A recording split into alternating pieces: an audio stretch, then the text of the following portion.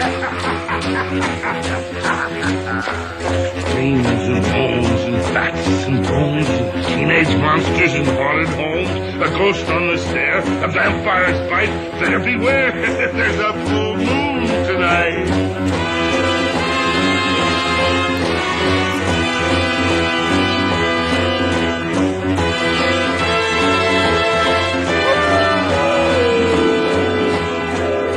Hello, classmates! Welcome to another episode of Middle Class Film Class, Movie Review Edition. I'm your host for today, Pete. And I'm Tyler.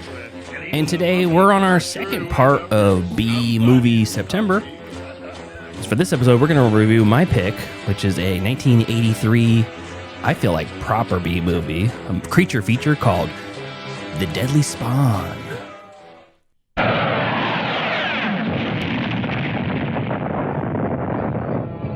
What was that? First, there was the invasion of the body snatchers. Then there was Alien. Now comes Alien. The return of the aliens. The deadly spawn. You framed it in a way where that was the name of the movie. Yeah. No one knew the mystery of the mutant spores it contained. Now, they are free. They will grow and reproduce rapidly, eating anything and anyone in their path.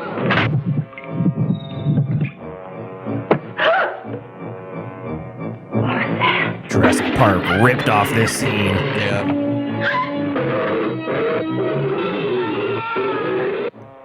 The return of the aliens. The deadly spawn. Is that the movie, The Return of the Alien, The Deadly Spawn?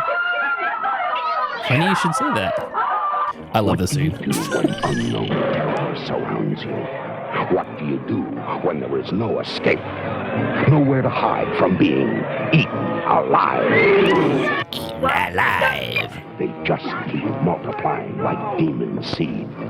Fucking like rabbits in my basement. Full of surprises. And the best is yet to come. Can anything stop these strange creatures? The Here's movie Spotty. Science fiction fans have been waiting for. The return of the aliens. The deadly spawn. Want you to see them at this theater soon. They need every person they can. All right. The Deadly Spawn, also known as The Return of the Aliens, colon, The Deadly Spawn. Yeah. Yes, this is a 1983 movie, and just like it says in the trailer, it was originally called The Return of the Aliens, The Deadly Spawn. Yeah. Yeah, they basically wanted to ride off the coattails of Aliens. Yeah. So, or Alien. Yeah. So this is directed by Douglas McKeown, who is a name you probably never heard of before because he didn't really do anything after this or before this. Synopsis from Just Watch. When a meteorite touches down in the New Jersey woods carrying a monstrous alien slug, it's up to 4 teens to stop it before its terrifying brood consumes all life on Earth. This is my pick from B-Movie September, and I mean, we talked about it last week, but I'll reiterate again. The criteria to make a B-movie, I think, has evolved over the years. Yes.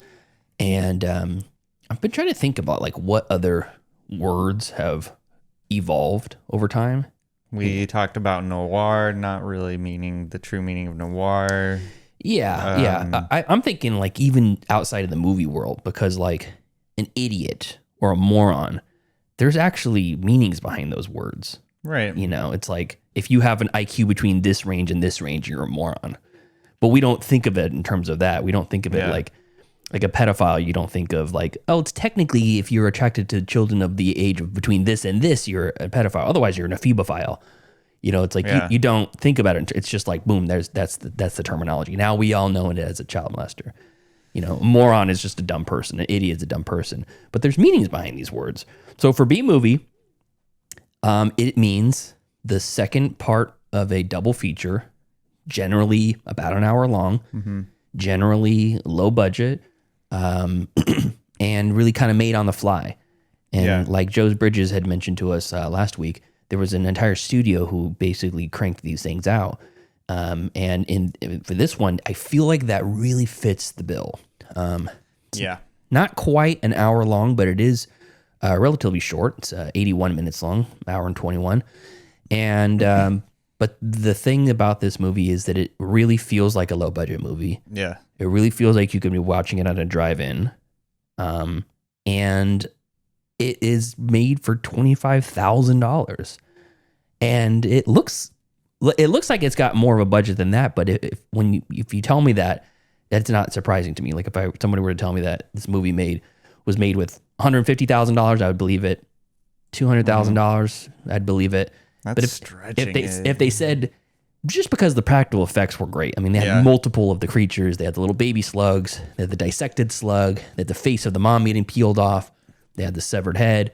There's a number of set pieces that it's like, if you were to hire somebody to make this, it would cost you all that money. But basically, everybody involved in the production were all friends, and they just did it in-house. So it's like, you're going to be the DP, you're going to be the gaffer, you're going to make the special effects, you're going to be the guy pulling the slug along the floor, you're going to be the guy who's going to have to unflood the basement when we're all done. It's like you're just doing everything on set for this very small group of people that made this movie. So to me, it feels like this is a homegrown version of a B movie, and I loved it. I saw it a year or two ago, I think a year and a half ago, at the recommendation of Jason from Binge Movies. And that was great. So this is the first thing I thought of when you said B movie September. So this is my pick, and that's why. Yeah. Do you want to give your review, your initial thoughts? I think this was a very classic. Probably like if you looked up a B movie in the dictionary, this movie probably would be in a list. Even though it was never shown as a B-side or a second movie of a double feature, it feels like it's right. Yeah, it fits the bill for sure. It was a fun time. It was definitely a fun time.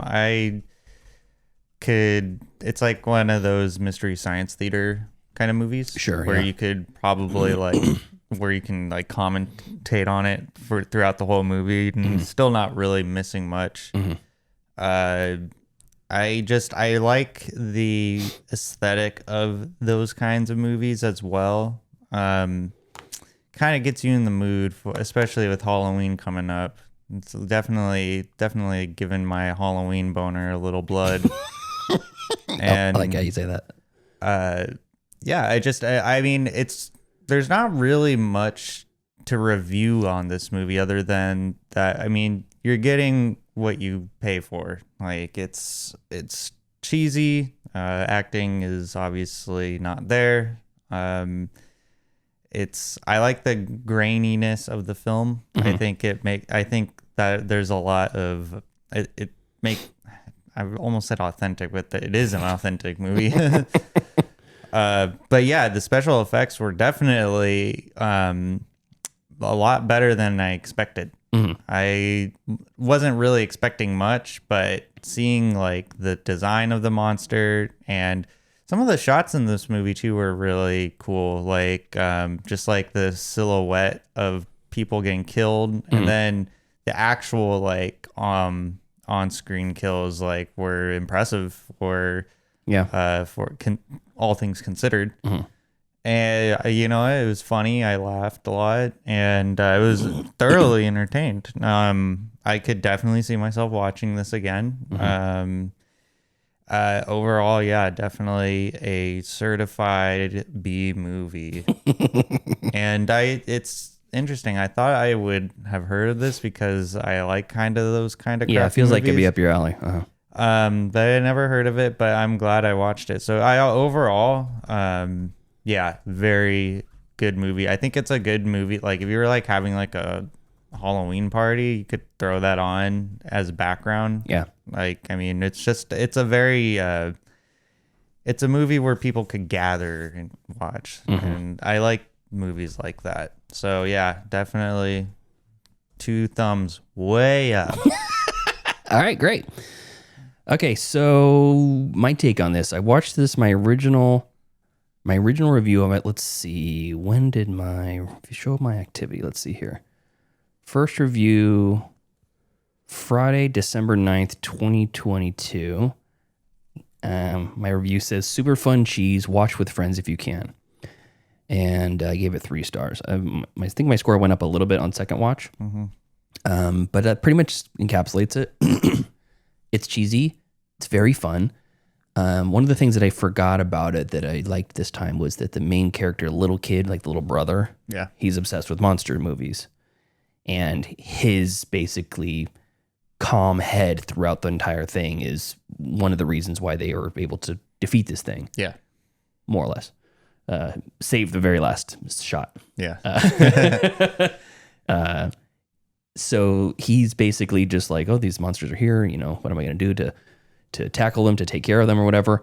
And he's got a calm head, and he's basically realizes they respond to sound. They respond to, he puts the head out on the stick at some point, the fake head, you know? Yeah. And it kind of goes towards it, but it doesn't. And then he starts like clapping his hands to get its attention there.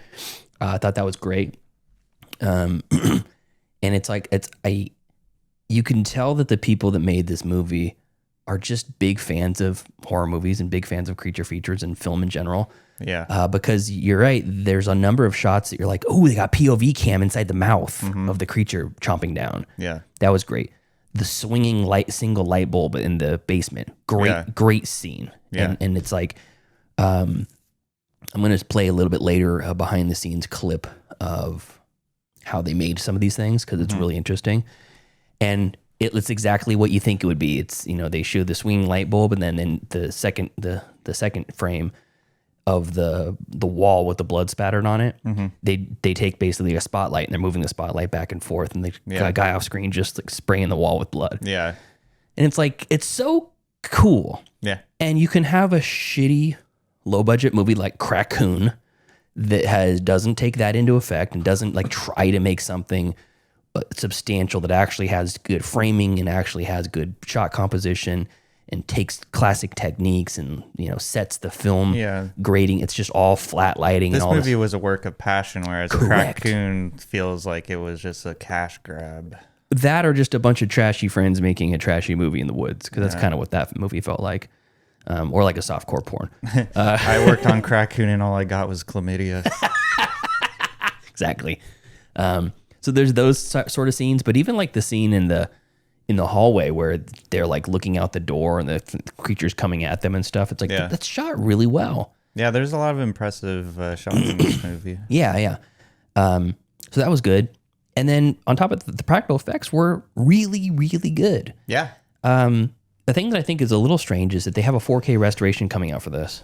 Really? Yeah. God damn, they're restoring every damn movie now. Let me see if it's actually out yet. Can they even restore it? So, yes, it's already out. It is released by, let's see who released this one. Synapse, limited edition, rigid slipbox. Okay, it's actually out. And I looked it up to figure out, like, is it possible to have done like an upscale on this? And the original movie was shot on 16 millimeter film. And they used the original camera negatives for the 4K restoration. So it does potentially, has the potential to upscale. Okay.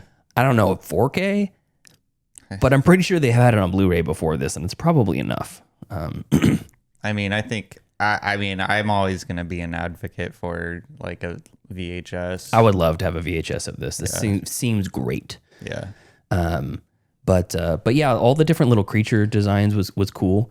And it's kind of weird because you don't really see the life cycle of them, which is fine, but it kind of, you feel like it's inspired by Alien and the fact that they have the full-size creature, and then you have the little babies, which are eating their way through people. At some point, it punches out of like the stomach of the dad. And they're little like kind of slither worms or leeches or something like that, if you could compare them to something. I also think that this was, let me see what year The Dead Alive was. The Dead Alive, I think, was in 84, right? let's see here. Either 84 or 87. Dead Alive movie. 92. Oh, yeah. That's right. That was a 90. Oh, yeah. You're right now. Do you think that Peter Jackson took a little bit of this scene with the dinner party where the old lady's making food with each other for the custard scene? I forgot about that. That was such a gross scene. What? No pudding. I wouldn't doubt it. I mean, he's a fan of horror movies, so Yeah.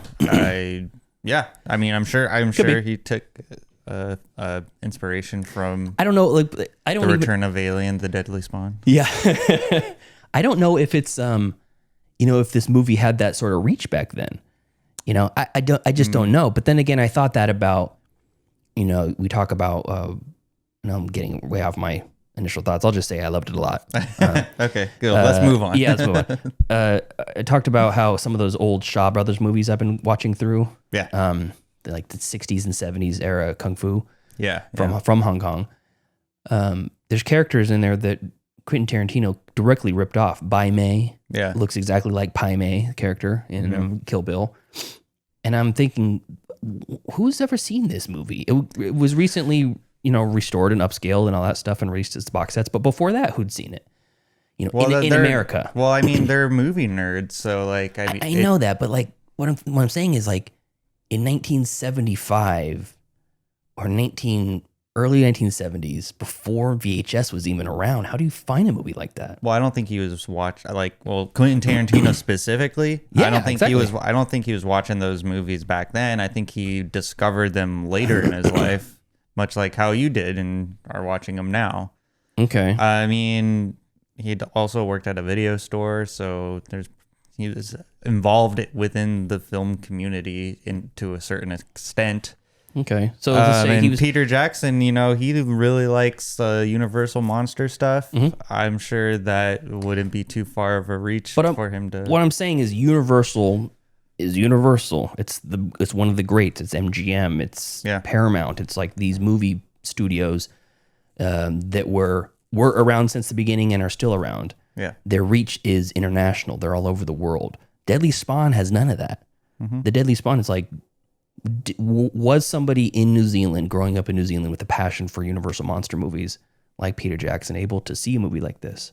I mean, it could have been in like a magazine. Could have been. Or something like that. I mean, The movie. Not the movie. Flip the pages real fast. Yeah, like Get the dinner scene. yeah. Flip book.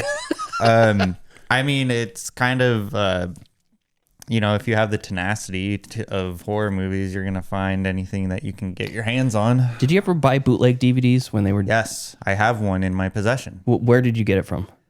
Physical ones. Yeah, the one that I have, the only bootleg movie that I have, I got from Sinister Creature Con. Okay. Yeah, Vampirella. You got a Vampirella bootleg DVD? Yeah, it's not a great movie. Who'd you get it from? Like one of the booths? Yeah, one of the booths. They were just selling bootleg DVDs in the booth? Yeah. Yeah. They just let them? Yeah. It was. I mean, this Wow. was like the first year it came out, so they weren't really.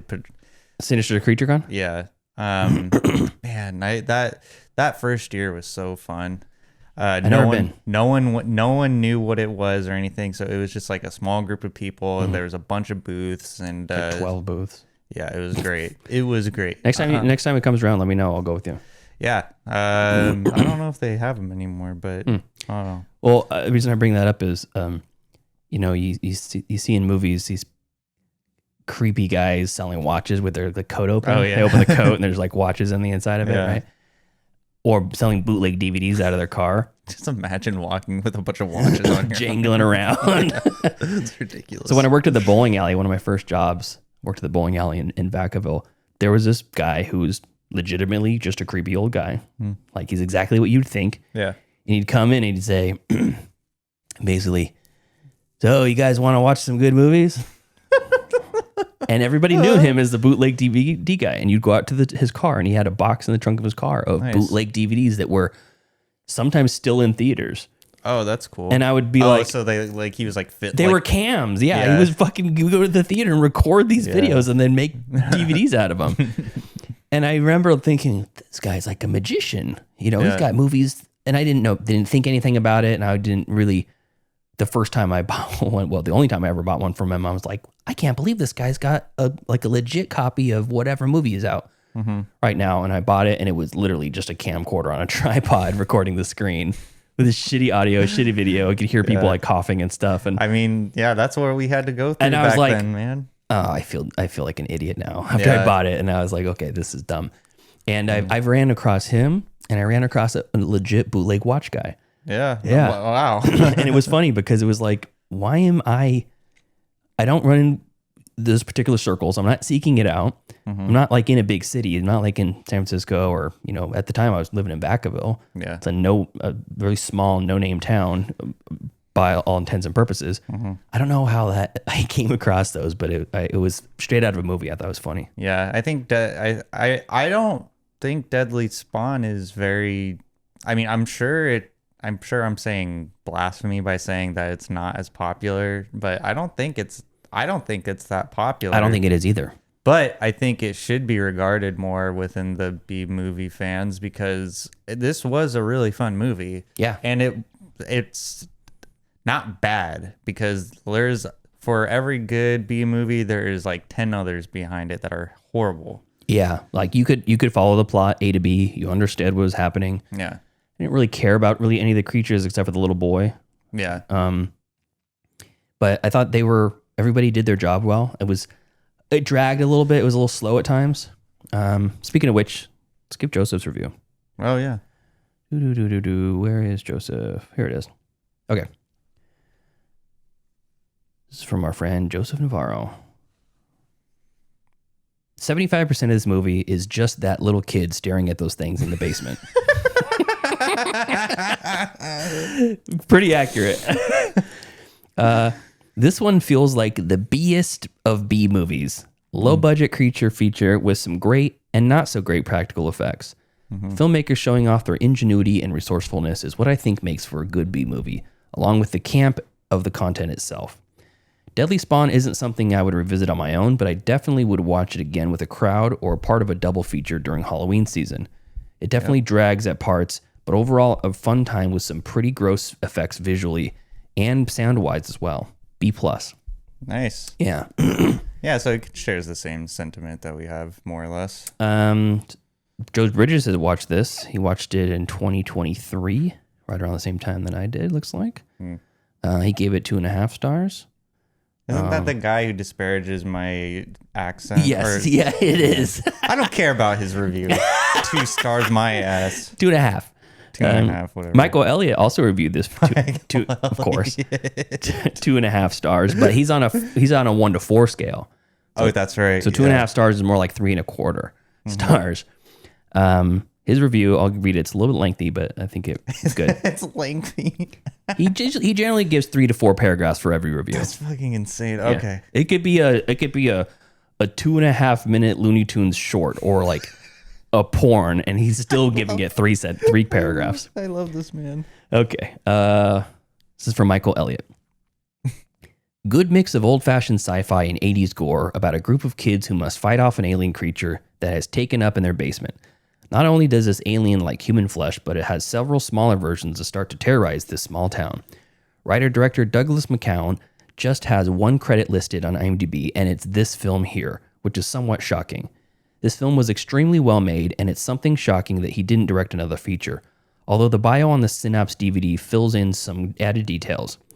What I enjoyed most about this film is that it's clear McKeown is a major fan of the science fiction films from the 1950s, as one of the main characters here is a young boy who loves famous monster magazines, and his walls are full of monster posters. This here was a nice little touch, but it works so well because the actual alien is exactly like something you'd expect to see in Roger Corman's drive-in flicks. The Deadly Spawn goes a step further because the throwback is certainly here, but it's also nonstop gore, which is what's happening to genre pictures around the time. I'm not sure what type of theatrical release this thing got, but it's certainly much more bloody than the Friday the 13th pictures of the era. One highlight includes a sequence where a poor woman gets the flesh from her face eaten off, and there are countless other scenes of body parts being chewed up. The gore level is actually a lot higher than you normally see in a picture like this, but I'm certainly not going to complain. The performances are pretty much what you expect from a low-budget movie of the era, but none of them are bad enough to ruin anything. There are a few problems with the picture, including several scenes that dragged out too long. I'd say the 81-minute runtime feels a bit long here, but there's still no question that the film really works for what it is. 2.5 stars. Yeah, I agree with that. Oh, very well said, Mr. Elliott. Yes, Michael Elliott, our hero. I think that's going a little too far, but He's an interesting human being. He's doing the Lord's work, is what he's doing. He's cataloging. Yeah, for sure. Do you want to see the behind the sines? Yeah, sure. Let's take a look here. So this is them creating the creature, or they've already created the creature, and this is not the actual creature, but they're cardboard cutouts to create the shadow effect. Okay. Here, I'll go to the non-studio mode. Here we go. Here's the light bulb scene. Hell yeah. You're just over there with the spoon and a bucket of blood. Here's the mom getting her face about to get ripped off. She's got the prosthetic on the side of her face. That's fun. Yeah, that's really cool. Yeah, and this is like a 5-minute behind the scenes film clip that you can find on YouTube. And you can see it's kind of cool because it's got the jittery grain of the film being focused and whatnot. Yeah. Well, that's really neat. Yeah. I want to show you, I want to continue watching this for just a second because I want to show you how they made the creature. Oh, here's the skull. I think this is the skull that Gene Simmons has. Oh, yeah. Yeah. They're oiling the creature right now. There's a couple of practice takes for the kid finding the deadly spawn for the first time. All right. Here's the dad being eaten alive, waving to the camera. Hi. All right. Here's they're simulating her being attacked. And there's the cardboard for the silhouette. Mm-hmm. I love that too. Yeah, this is. Oh, here's the pump for the blood. Cranking the manual crank for the blood pump. Oh, punch. Ugh. Ugh. That's cool. Oh, look at that. Ain't that so sweet? Yeah. There's the head. Yeah, he's licking the head. Great. All right, here's the creature on fire. I don't remember what part. Oh, is this where they... No, I don't remember this part. Okay, there's the dead dad when he walks in and finds his body with the... Okay, there's their piece. So this is the giant main piece. Yeah. And they made it so big. They made it out of expanding foam, rubber, and like a metal structure that hinged and pivots so they can move the mouth up and down. Yeah. And move the head and necks left and right. But look at this guy covered in red paint right here. His pants are covered in red paint. Jeez. He's literally just out front painting this damn thing. Yeah. And it was so big. I read in the trivia. It was so big they had to cut one of the small heads off to get it in the house and then put it back on once they got it in there. Oh, wow. How fun did this production look? Yeah, that looks like a really good time. Yeah, good times. Yeah. I mean, that's I would love to be on a production like this. You hear that, Joseph? You hear that, Joseph? Yeah. Next, we need to do a gory, goopy sci-fi production. Yeah. I would imagine this probably took like 2-3 weeks to make, though. Shooting wise. Let's see. Any other scenes you wanted to call out? I didn't like that they killed the hot girl. Oh, you want to know why that was? Because why? She was scheduled to make it through the entire thing. His girlfriend was scheduled to survive. Yeah. But she got an actual paying gig, so she had to leave. Oh, that I was wondering because the friend who knocked on the door, that was like really abrupt. Yeah. I was like, who is she? And then let me see if I can find that actual. Yeah, the character of Ellen, who's Pete's girlfriend, was supposed to survive until the end. This changed when Jean Taffler, who played Ellen, got another job that was going to make it impossible for her to keep working the movie. As a solution, she was written out of the script in a rather spectacular way by being thrown out the window and her head eaten. Yeah. Yeah, that was a nice touch. I thought what was very strange was that the two adults were the aunt and uncle of the kid, the adult son and the little kid that was there. Yeah. And I don't know why they were visiting, but I remember the uncle was going to some psychologist conference and he wanted to do it like a therapy session with the kid because he thought there was something wrong with the kid. I thought that was a weird thing to include in the movie. But I mean, I guess I think their whole point is that, especially in the 83, it probably was seen as very strange to be into something as what they would consider as macabre. Yeah. As monsters and creatures and things like that. Yeah, that was like the... that was like you wearing your... satanic panic or whatever. Yeah, it was like you wearing your cattle decapitation shirt around your grandma. Oh, yeah. She's like, can we get a psychiatrist or a priest in here or something? What's wrong with him? We pray over Tyler. Yeah, I thought that was strange, but yeah, given that context, yeah, that probably makes sense given the time frame. Other than that, I mean, like I said at the top, like it's kind of hard to review these kind of movies because you just have to be there to see it. I mean, we can talk about the low budgetness of it all, but I mean, really, it was charming. The low budget nature was charming. Yeah, it was definitely charming, and it has a lot of character. Well, what I think what sets this apart from the modern low budget movies that are so bad they're good, so to speak, is that a lot of them they do it on purpose, and you lose the charm. Yes, it's really, I don't know. It's really, it almost like feels like my soul is dying a little bit to watch movies like that. Yeah, you're taking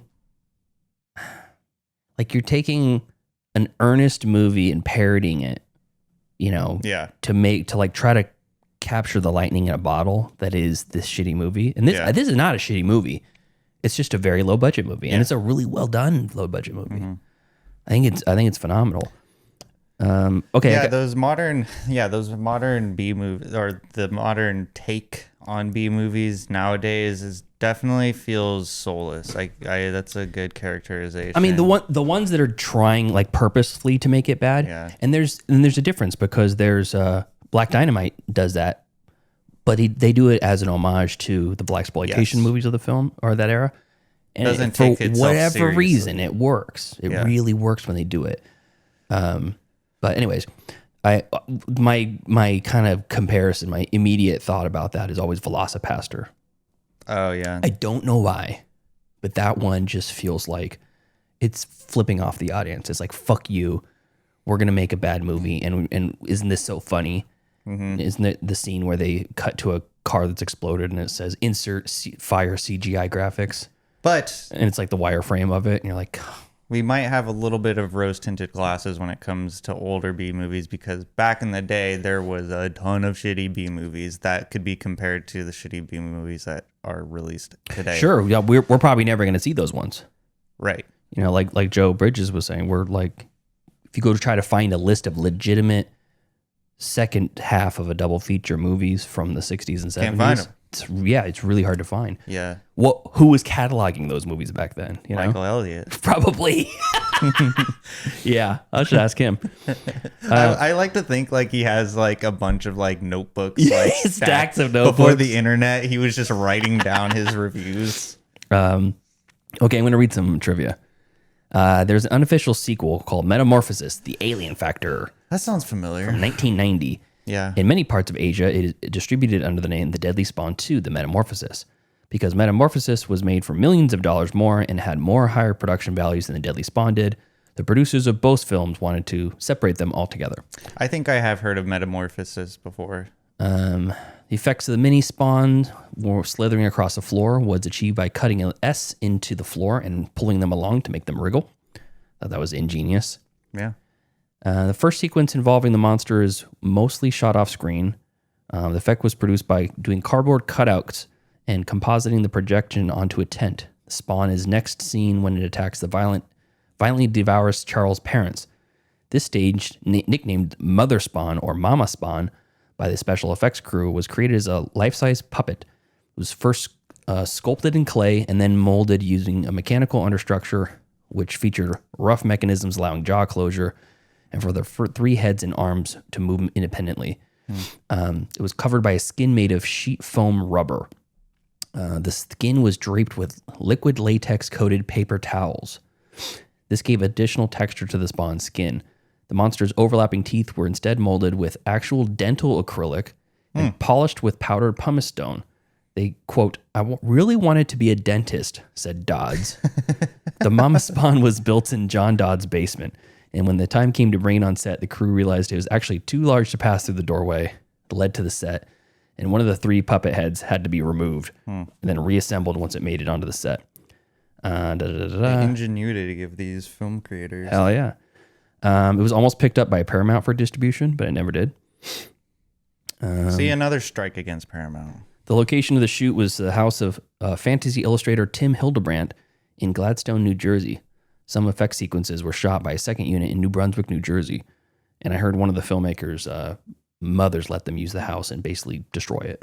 See, that's how you know you have a good parent. Hell yeah. They let you use their house to film your horror movie. I think that's all the interesting trivia that I read about it. So, anyways, you want to grade this thing? Yeah, I will grade it. I mean, honestly, an A. I mean, I was Give it an A, huh? Yeah, I was. Cool. I was entertained. I didn't think it lulled in any way. I thought it was perfectly well paced, at least for myself. Yeah, I mean, it definitely flew under the radar for me, and I'm super glad I watched it, and I would definitely watch it again. Cool, nice. Okay, I think you gave it an A. Joseph gave it a B plus. It's funny because I think I probably liked it the most out of any of us, and I'm gonna give it a B. Yeah, I think it's a solid B. What are you talking about? I liked it just as much. Just gave it an A. You got a fair point. You got me there. Okay, so yeah, I'll get to a one B, 1B plus, and 1A. Yeah. Very, very good for the Deadly Spawn. You know, I thought about the movie that I would have made or put as my first choice, but not Deathgasm. Yeah. Chopping Mall. Really missed an opportunity there. I thought you said in last week's episode you think Chopping Mall is not a B movie. No, I didn't say that. Okay, I'm gonna find that clip and I'm gonna insert it into here. No, maybe I did. I don't know. All right, either way. I don't know. Good stuff. Great stuff, actually. I don't remember half the stuff I say. You should take some ginkgo biloba. I don't know what that is. It's well, you forgot what it is. It's something about your free memory. It's like a root or something. Anyways, you good? Yeah. All right, so next week. What are we watching next week? Do you know? Did Joseph text you back? He did not. I don't remember if he said what it was. I don't think he did. I don't think he made the choice. Yeah, we had Deathgasm. And then Deadly Spawn. And then the Patreons have to pick their... Well, it's going to be Joseph's next week, but we don't know what that is. And then we're going to have the Patreon pick the 4th. Well, I mean, for anyone who doesn't follow us on any socials, it'll be a surprise episode. Yeah, exactly. We'll post it. We're not going to post it. Why? We'll just go live with it. It'll be a surprise episode, just like how the Patreon is usually a surprise. All right. Even to them. Yeah, that's true. So that'll be week 3 of B Movie September. Joseph will be back. He's done shooting his short. He can tell us all about that and give us a laundry list of streaming picks from the last 2 weeks that he's been off. Be like 2. He's busy. He's shooting. He's a busy man. I don't know if he's editing this one or not. But rubbing shoulders with PTA and the like. That's right. Okay, you good? You got anything else? No. Okay. And thank you to Bruce for the recommendation of the intro music. It was okay. What? How about thanks, Bruce. Appreciate it, buddy. Yeah, thank you, Bruce, for that. This was it's an alternate theme song and music for B Movie September. He says it's an opening title song from Spider Baby, sung by the great Lon Chaney, or maybe this is Lon Chaney Jr. Lon Chaney. I can't remember. I don't know how to say his last name. I think it's Chaney. Lon Chaney. I know he's did a lot of horror stuff. I know he was in... It's Kahani. Kahani. He played the Phantom in the Phantom of the Opera. He played Quasimodo in The Hunchback of Notre Dame, 1923, 1925. I know him from I think it was The Unknown. Let's see here. It's right around 32, I think. Damn, he's got a lot of stuff to his name. Yeah, The Unknown, which was Todd Browning.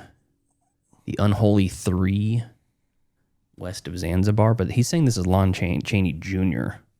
Let me see who that is.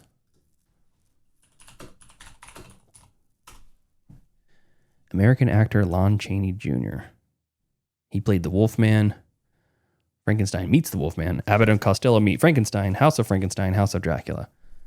Cool. Followed in his father's footsteps. Yeah. Wonder what Lon Chaney or Chaney the third is up to. Again, I think it's pronounced Kahani. Kahani, okay. You know what? Okay, I can't dispute that. Oh, hey, so we got a new person in the chat. All right. Who's this person? Yuko. What's up, Yuko? What do you Yuko says, favorite movie to come out of Vinegar Syndrome. Vinegar Syndrome? Honestly, most of the stuff that came out of Vinegar Syndrome, I was not a huge fan of. What's Vinegar Syndrome? Vinegar Syndrome's that boutique label that basically gives like 4K and ultra loving releases to movies that are underrepresented. You know, like stuff that I'd say my favorite presentation was probably New York Ninja, just because it was a incomplete movie they got all the originals for, and they finished the movie for the filmmaker. I heard about that. Yeah. Yeah. Not my favorite movie, but I think it was a great one on its own. Let me just so I can give an answer to our fan Yuko. Vinegar Syndrome. I don't know if they're a fan yet. They're just in the chat, but maybe a new fan. No, I'll make him a fan. Okay. He'll be a fan. How do you know if it's a he? Well, that's a great point. I'll make them a he. There you go. I know none of these movies on right here. I'm telling you, these are movies that a lot of people have never even heard of before. If I have to go based off of quality of movie, I know my immediate one is Miami Connection. Fucking love Miami Connection. We have an episode on that if you want to go back to the old archives and find that. That was a really fun episode and a really fun movie. They have nothing that I've ever seen. I'm telling you, you're not going to know these movies. Very few of them are like... The Beastmaster I saw, that's a movie. That's a movie. That I know. Yeah, no, I don't know any of these movies, so I'm sorry, I can't give you an Your answer. RFK Jr. impression was coming out right then. I don't know any of these movies. Very good.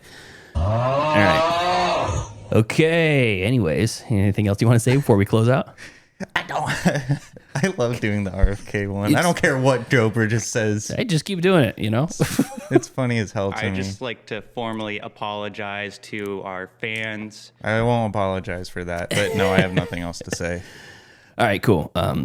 So thank you to our cool ass yard duties over on Patreon. That's Javier, Heather, Michael, and Chris. And thank you so much to everyone in the chat who is participating. We got Angry Otter there. Bruce was there earlier. Angie, Tyler's mom, Jamie, the billionaire, Tyler's mom, oil tycoon of Fair Oaks, and our new listener who just popped in, Yuko. Hope you return. We stream this show every Saturday about 12:30 p.m. Pacific time. We go for probably about... Yuko popped in and listened for like 30 seconds. He's like, oh, okay. Yeah, this is all right. Yeah, so it's been 12:30. It's now 2:45. So what is that? 2 hours, 15 minutes or so? And we were tight episodes this time. Yeah. I guess with just two of us now, so... Yeah, and I think we're better. Joseph. I was thinking that last night. I was like, damn, I'm not gonna see him tomorrow. I know. Fucking A. I know. The longing. The classmates. The longing for Navarro. Yeah. So, anyways, let's see here. Angry Otter says, they lie. They stream whenever Tyler wakes up. Oh, if only you knew, Angry Otter, that I get up really early. Like 3 in the morning. So, anyways, if you want to support us on the Patreon, just like our cool ass yard duties, our top tier donators, you can do so at patreon.com/middleclassfilmclass, or you can just watch on the YouTube channel or recommend the channel to some friends. We just passed 1,200 subscribers. It's kind of cool. We're going for 2,000. It's going to be a while till we get there, I think. Yeah. But huge milestone for our friend Jack. It's the motherfucking MCFC podcast. Our YouTuber friend from the other side of the world. 5,000. Hit 5,000 subscribers. Hell yeah. Andy released a new video on The Long Walk. That's right. So if you like horror movies, if you want to see all the traps from the Saw franchise ranked, go over Let's Crash This Parade, all one word, on YouTube and follow Jack. And then watch our video twice so we get more views. Yeah, make him 5,001 followers. Yeah. So, all right, until next time. Thank you for joining us today as we review The Deadly Spawn, movie number 2 of B Movie September. Follow us next week as we review Joseph's pick, whatever that is. We don't know. We don't know. He might have said it on air. I have a feeling he might have said it on air, but we just forgot. No, I don't think he did. All right. Either way, we'll figure it out. Follow us on Facebook, facebook.com/MCFC podcast, and send us an email, mcfcpodcast@gmail.com. And follow us on Instagram at Middle Class Film Class and on TikTok at Middle Class Film Class. That's right. So thank you, everybody, once more time. We'll see you next time. See ya. You should take some ginkgo biloba. Class dismissed. I gotta get out of here. The bell doesn't dismiss you. I dismiss you. You're free to go. See you next week. See you later. See you later. That's a wrap. Great show.